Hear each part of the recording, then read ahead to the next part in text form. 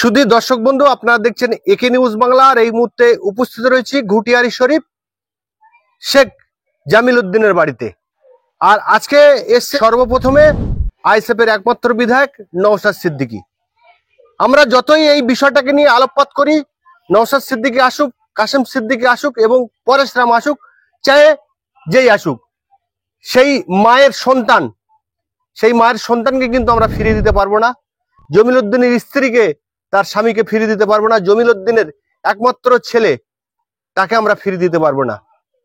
অর্থাৎ জমিল উদ্দিন যে চলে যাওয়ায় যে ক্ষতি এই পরিবারের উপরে নেমে এসছে, সেটা আমরা কেউ পূরণ করতে পারবো না। তবু মানুষের সাহায্যার্থে, মানুষের জন্য, মানুষের পাশে দাঁড়ানোর জন্য বিভিন্ন সংগঠন আসছে।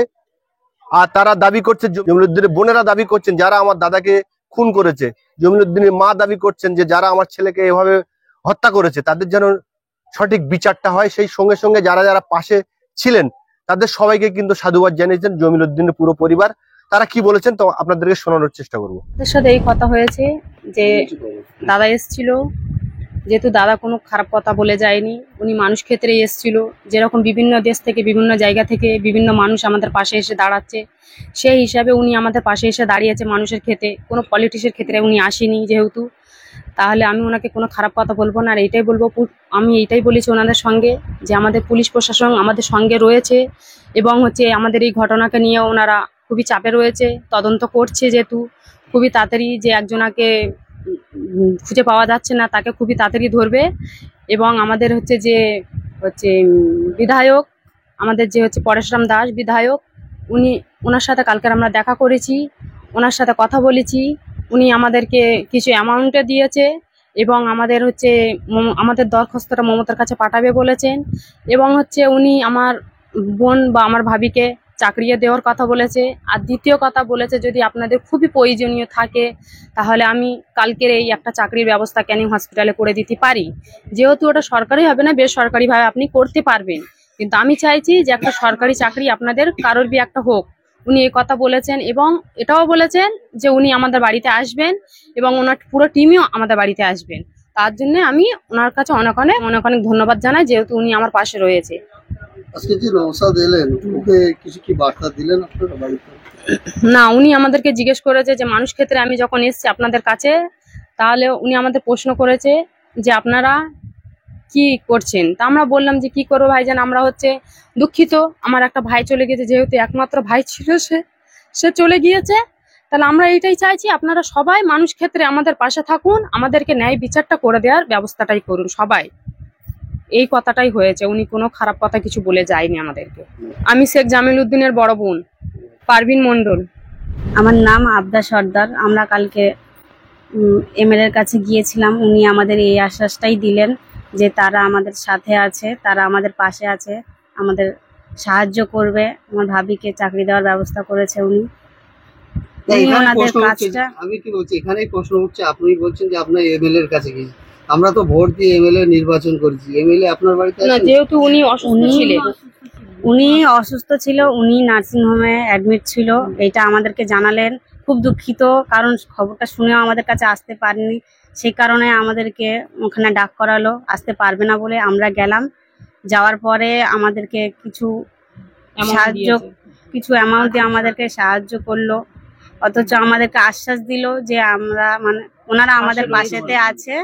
অথচ যাদেরকে ধরা হয়েছে তাদেরকে চিহ্নিত করা হয়েছে, যে ওই চিহ্নিত করা হয়েছে, অথচ খোঁজে আছে তারা, যে তাদের খুবই তাড়াতাড়ি ধরা পড়বে সে একজন।